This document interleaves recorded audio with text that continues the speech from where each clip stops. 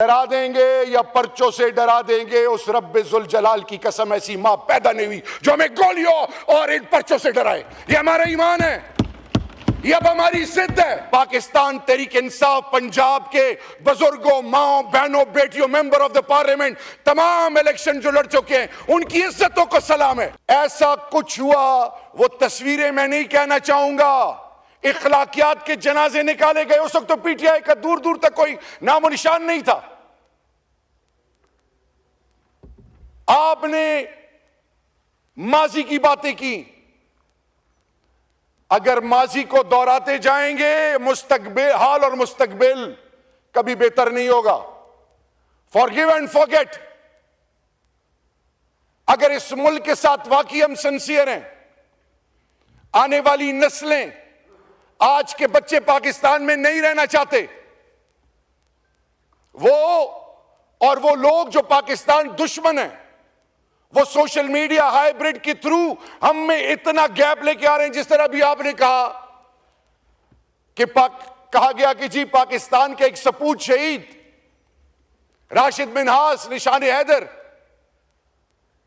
जो पाकिस्तानी हो, जो अल्लाह और अल्लाह के रसूल का मानने वाला हो, और वो इमरान खान का सिपाही हो, वो सब कुछ कर सकता है। पाकिस्तान और पाकिस्तान के शुहदा पे कभी कॉम्प्रोमाइज नहीं कर सकता। ये हमारा ईमान है। हम कहते थे, हमारा मजाक उड़ाते थे लोग कि यही वो फौजी हैं कि जिन्होंने जब हमारी घरों से और मस्जिदों में और इमाम बारगाहों और खानकाहों में खुदकश धमाके होते थे, जब लाशें नहीं मिलती थी, इन्हीं जवानों ने छाती आगे करके अपने जानों के नजराने पेश किए थे। हमने तो कब, मेरा लीडर जब कहता है कि मेरी जिंदगी से ज्यादा अहमियत अफवाज पाकिस्तान से है, तो आज मेरा आपसे सवाल है कि इमरान खान और तहरीक इंसाफ और पाकिस्तान के 90% वो लोग जो इमरान खान के साथ आज खड़े हैं, आप उनको फौज के आगे कौन लेके आ रहा है? कौन ये नैरेटिव बना रहा है? कौन ये पाकिस्तान के साथ दुश्मनी कर रहा है? कौन पाकिस्तान की बुनियादों से खेल रहा है? अपने चंद वोटों के लिए, अपने चंद वोटों के लिए आप एक इदारे को एंगेज इनडायरेक्टली कर रहे हैं। मुकाबला तो मैदान में किया जाता है, मुकाबला तो इलेक्शनों में होता है। इलेक्शनों में जिनकी जमानतें जब्त हो गई, वो आज हमें दर्ज दे रहे हैं। कोई बात नहीं, जुल्म, हर दौर में जुल्म का दौर चलता है, लेकिन आप और सबके लिए, आप हमारे भाई हैं, हम सबकी इज्जत सांझी है। ये आज जो हमारी माओ बहनों की बेइज्जतियां हो रही हैं, ये अननोटिस नहीं हो रही अल्लाह के दरबार में भी। और याद रखें, आज जो इस मुल्क में ये मेरे पंजाब के एमएनएज और एमपीएस के साथ जो हो रहा है, मैं आज चेयरमैन साहब दोनों हाथों से पाकिस्तान तहरीक इंसाफ पंजाब के बुजुर्गों, माओ, बहनों, बेटियों, मेंबर ऑफ द पार्लियामेंट, तमाम इलेक्शन जो लड़ चुके हैं, उनकी इज्जतों को सलाम है। आपने उनके कारोबार बंद कर दिए, आपने उनकी माओ, बहनों, बेटियों को घसीटा, आपने हर किस्म का रौब और जुल्म उन पर ढाया, लेकिन आज भी उनके जबान से इमरान खान, इमरान खान, इमरान खान की आवाज आती है। और ये रहेगी इंशाअल्लाह, क्योंकि पाकिस्तान का बड़ा बेटा पंजाब जो हमारी गैरत है, वो जाग चुका है। रही बात, हम कभी भी जबान बेस सियासत नहीं करते। अभी कुछ अरसा पहले, हफ्ता भी नहीं हो गया चेयरमैन साहब, मैं पेशावर हाई कोर्ट गया, बेल्स करानी थी। वहां पे अवामी नेशनल पार्टी का मेंबरशिप के लिए कुछ लोग बैठे थे। मैं वहां गया, मैंने कहा मैं कन्फेशन करने आया हूं, एतराफ करने आया हूं। बचपन से हमें यह पढ़ाया गया कि गफार खान खुदा न खास्ता गद्दार था। गफार खान गद्दार नहीं था, गफार खान मेरी धरती मां का वो गैरतमंद सपूत और वो बुजुर्ग है जिसको आने वाली नस्लें इज्जत देंगी। लेकिन आज, to put our house in order, we need to revisit each and everything.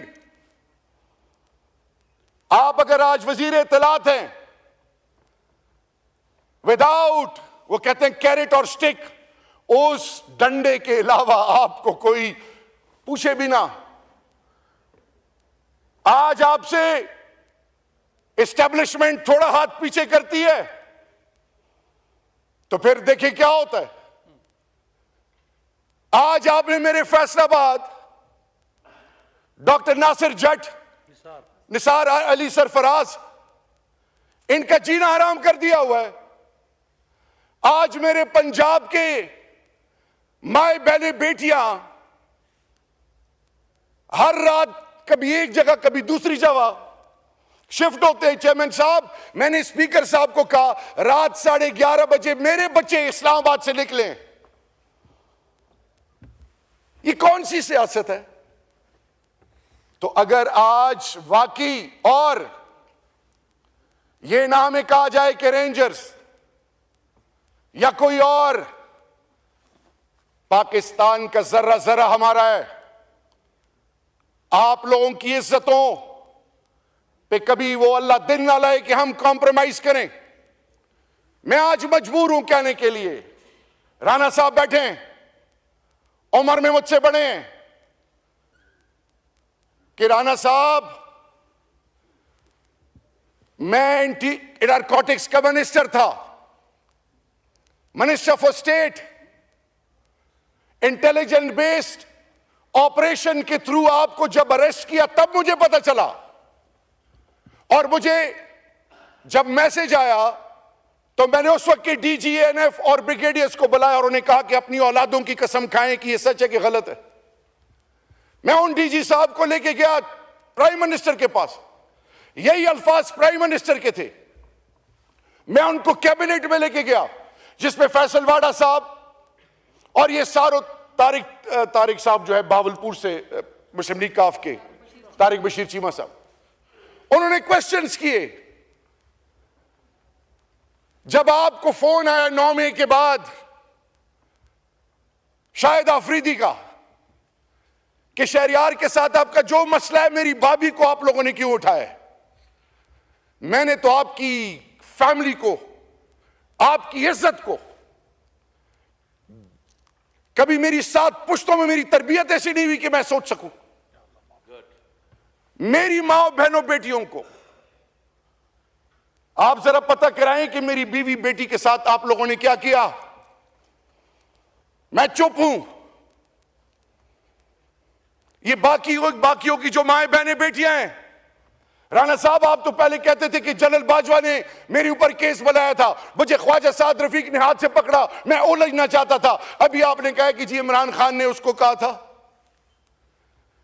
आज नामों के नीचे हैं। मुझे मेरा उस वक्त भी मजाक उड़ाया गया था जब मैंने कहा था कि नामों के नीचे खड़ा हूं, अगर इमरान खान मैंने इनके खिलाफ ये मुकदमा बनाया हो तो अल्लाह हमें ईमान की मौत ही ना दे, तब भी मजाक उड़ाया गया था। मैं आज इतने अरसे बाद भी ये कह रहा हूं, आज आप पॉलिटिकल एडवाइजर हैं, आज आपके पास इख्तियार हैं, इंक्वायरी करें, तहकीक करें, बताएं कि किसने आपके खिलाफ ये पर्चा काटा था।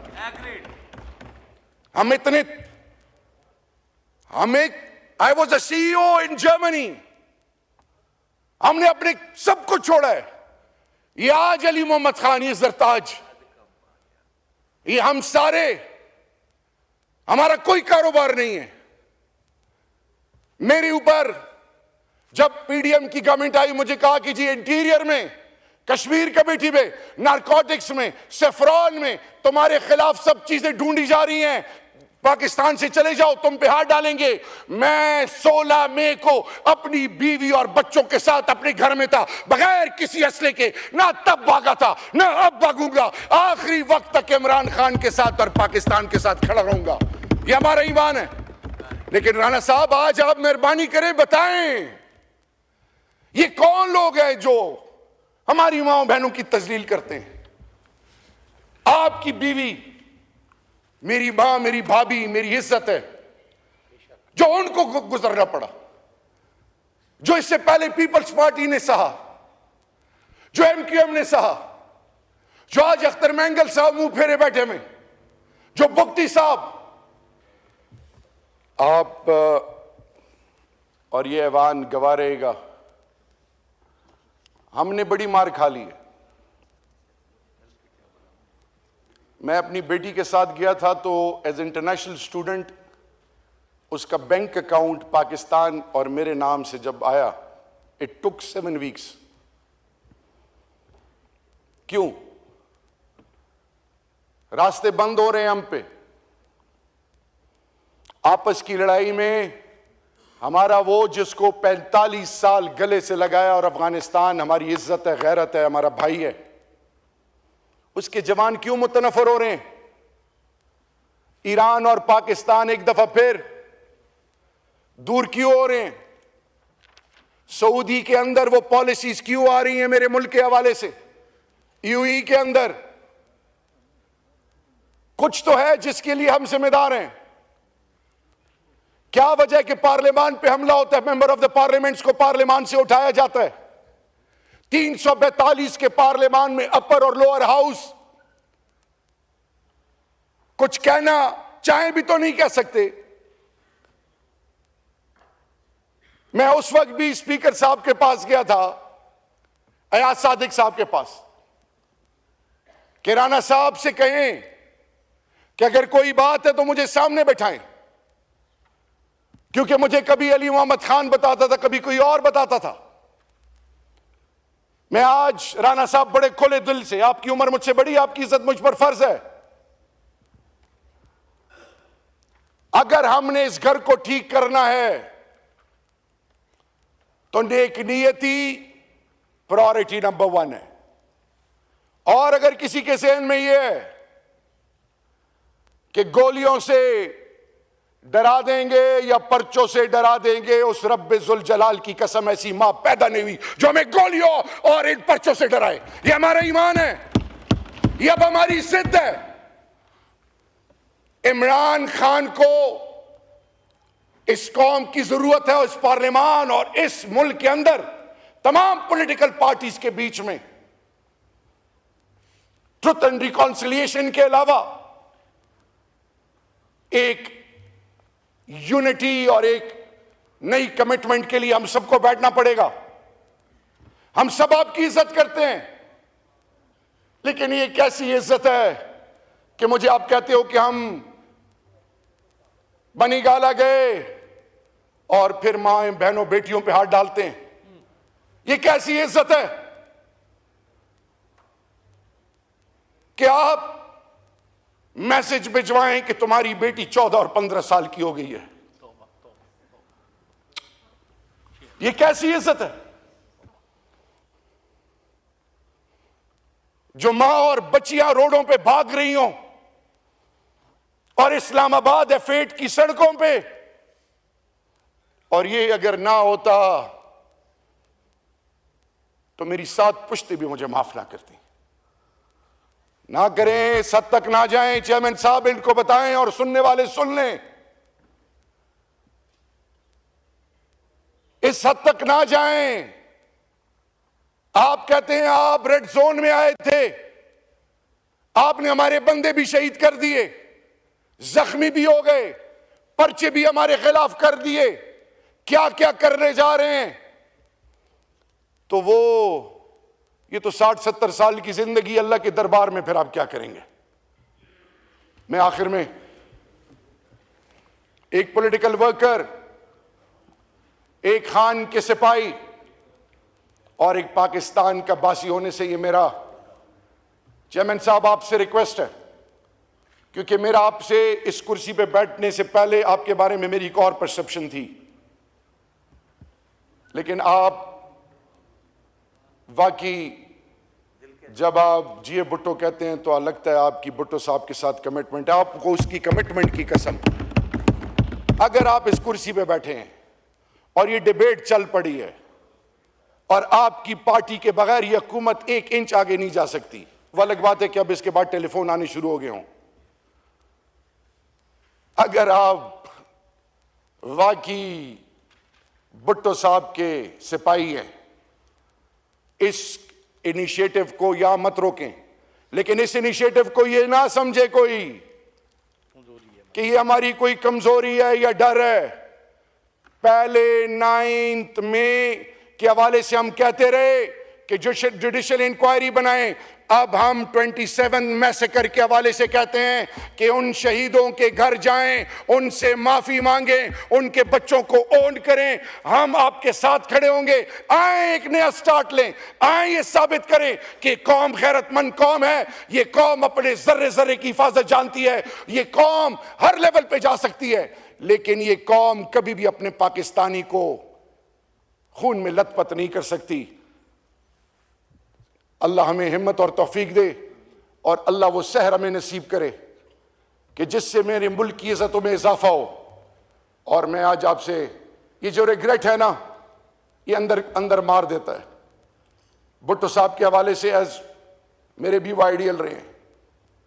मैं आज आपसे रिक्वेस्ट करूंगा, इमरान खान साहब जो अंदर हैं, 3 किस्म के लोग उनसे मिल रहे हैं, family, political team and legal team. मैं आज आपको कहना चाह रहा हूं, इमरान खान को आपने जितनी तकलीफ देनी है दे दें। क्योंकि मुझसे जब किसी ने पूछा कि इमरान खान के बारे में क्या राय रखते हो, तो मैंने कहा जब मैं इमरान खान से मिलता हूं मेरा अल्लाह पर ईमान और मजबूत होता है। उसको आप शिकस्त नहीं दे सकते, नहीं दे सकते, नहीं दे सकते। उनके साथ बैठ के बात करें, और फिर वो पाकिस्तान जिस पर आने वाली नस्लें आप और इन सब पर फख्र करेंगी। आपको क्रेडिट इसलिए जाएगा कि चाहे जो भी हालात है 2024 के इलेक्शन के, जो मैं फॉर्म 45, 47 में पढ़ना नहीं चाहता, इनिशिएटिव लें, पीपल्स पार्टी लीड करे। आपका वैसे भी उस शहर से ताल्लुक है जो पाकिस्तान की माँ है, पाकिस्तान के बासियों को अपने गोद में लेके पालती है। अल्लाह हमें तौफीक दे कि हम मुत्तफिक हों। अल्लाह हमें तौफीक दे कि हम जालिम के खिलाफ खड़े हों। और जिसने मेरी धरती माँ को और इस मुल्क के कौम को लूटा है, अल्लाह तू उसको अपनी पकड़ में ले। पाकिस्तान और इमरान खान जिंदाबाद और पाइंदाबाद। शुक्रिया आफरीदी साहब। निसार जट साहब, एक मिनट, मैंने नेल्सन साहब से रिपोर्ट मंगवाई थी वो बच्चों वाली, तो नेल्सन साहब का माइक खोलें ज़रा।